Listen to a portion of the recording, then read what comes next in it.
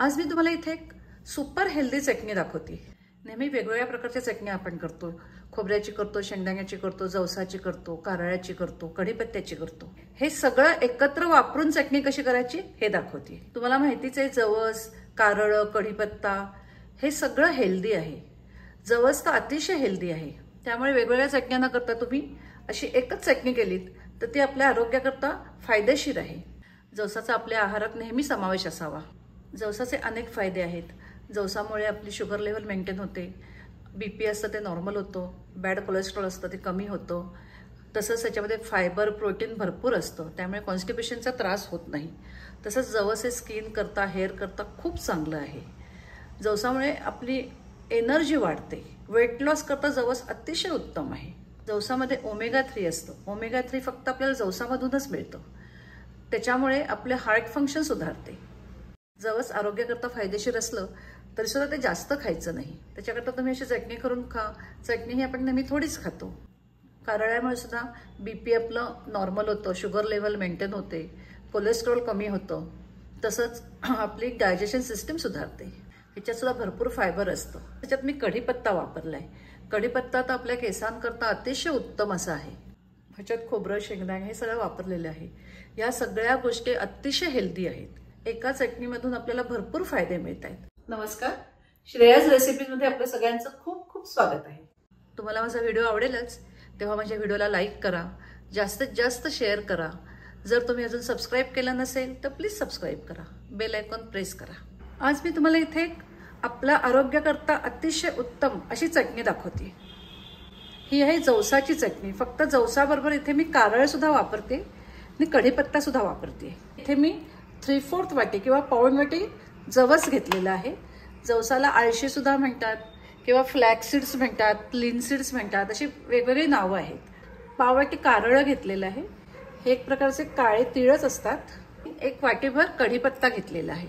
कढीपत्त्याची पानं स्वच्छ धुवून वाळवून अशी घेतलेली आहेत। ही पंख्याखाली वाळवायची, उन्हात वाळवू नका। आता बाकीचं साहित्य बघूया। इथे मी शेंगदाणे पाववाटी घेतलेले आहेत, पंढरपुरी डाळ घेतलेले आहे पाववाटी, तीळ अगदी पाववाटीला कमी घेतलेले आहेत, 2 चमचे तीळ घेतलेले आहेत आणि खोबरं घेतलेलं आहे ते असंच अर्धी पाऊण वाटी घेतलेलं आहे। जवस आणि कारळ ह्या चटणीला चव यायला आपल्याला हे सगळे पदार्थ घालायला लागतात। त्याची नुसती चटणी केली तुम्ही तर ती जरा अशी चरचरीत लागते। तुम्ही हे सगळे पदार्थ घातले तर ती चटणी छान मिळून येते आणि चवीला पण उत्तम लागते। तुमच्याकडे ह्यातलं जे अवेलेबल असेल ते घाला, डाळ नसलं नाही घातलं तरी चालेल। इथे लसणीच्या पाकळ्या घेतलेल्या आहेत, एक 10-15 घेतलेल्या आहेत, एक मोठा चमचा जिरं घेतलेलं आहे, लाल तिखट घेतलेलं आहे, आमचूर पावडर आहे आणि चवीचं मीठ घेतलेलं आहे। तिखट हे आपल्या आवडीनुसार घाला। इथे लोखंडी कढई घेतलेली आहे, त्याच्यामध्ये छान खमंग भाजलं जातं।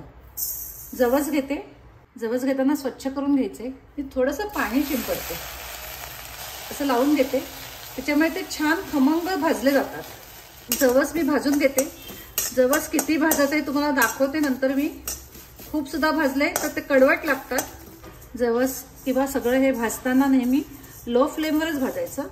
जवस भाजत आले की ते तडतड उडायला लागतात, इथपर्यंत आपल्याला भाजायचे। जवस हे उष्ण असल्यामुळे थंडीत किंवा पावसाळ्यात खावं, ते आपल्या शरीराला अतिशय चांगलं आहे, त्याच्यामुळे सर्दी खोकला कमी होतो। हे बघा आपले जवस भाजून झालेले आहेत, सतत हलवत राहायचं मात्र। हे बघा आवाज येत असेल, उडायला लागलेले तडतडते।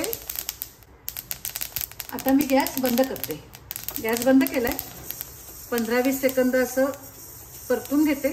आता कारळ भाजून घेऊया। सगळं लो फ्लेमवरच भाजून घ्यायचं। कारळ पण भाजून झालेलं आहे। हे भाजायला अजिबात वेळ लागत नाही। तेव्हा त्यातनं थोडासा धूर यायला लागलेला आहे, म्हणजे आपलं छान भाजून झालेलं आहे। आता बाजूला काढते। आता शेंगदाणे, खोबरं, डाळ हे सगळं भाजून घेऊया। शेंगदाणे भाजून झालेले आहेत, त्याची सालं बघा निघायला लागलेली आहे। आता बाजूला काढते। खोबरं भाजून घेऊया। खोबरं सुद्धा भाजून झालेलं आहे, आता काढते बाजूला। तीळ भाजून घेते। लोखंडी कढईतच भाजून घ्यायचं, खूप खमंग भाजलं जातं। आता ह्याच्यातच डाळ घालते। डाळ भाजलेलंच असतं, जरासं गरम झाले पाहिजे। आता काढते हे सगळं बाजूला। आता मी अर्धा चमचा तेल घेते। ह्या तेलात हे लसणीच्या पाकळ्या भाजून घेऊया, त्यामुळे चटणी जास्त चांगली लागते. नाही तर कढीपत्ता पण ह्याच्यातच घालूया. हे सगळं भाजून घेऊया. हे बघा कढीपत्ता लसूण छान भाजून झालेली आहे. आता मी गॅस बंद करते. आता ह्या गरम कढईतच अजून 1 मिनिट परतून घेते. कढई अजून गरम आहे. ह्याच्यात जिरं घेते परतून. थोडंसं जिरं असं गरम करून घेतलं की त्याची चव खूप छान येते. जिरं पण भाजून झालेले आता काढते. आता हे सगळं गार होऊ दे. गार झाल्यानंतर चटणी करूया. आता हे सगळं गार झालेलं आहे. आता मिक्सरमधून चटणी करूया. मिक्सरचा जार घेतलेला आहे. आधी लसूण जरा बारीक करून घेऊया. कढीपत्ता आणि लसूण. मिक्सर ऑन ऑफ करत ही चटणी करायची किंवा पल्स मोडवर करून घ्यायची. हे बघा कढीपत्ता आणि लसूण बारीक करून घेतलेली आहे. आता हे बाकीचं सगळं घालूया. शेंगदाणे घालू. पल्स मोडवर फिरवून घेते. हे बघा अर्धवट असं झालेलं आहे. पुन्हा एकदा फिरवून घेऊया. आता खोबरं घालूया. आता एकदा खालीवर करून घेते सगळं आणि पुन्हा एकदा फिरवून घेते. सगळीकडे मीठ तिखट लागलं पाहिजे, त्यामुळे थांबत थांबत 3-4 वेळा असं मिक्सरमधून फिरवून घ्यायचं.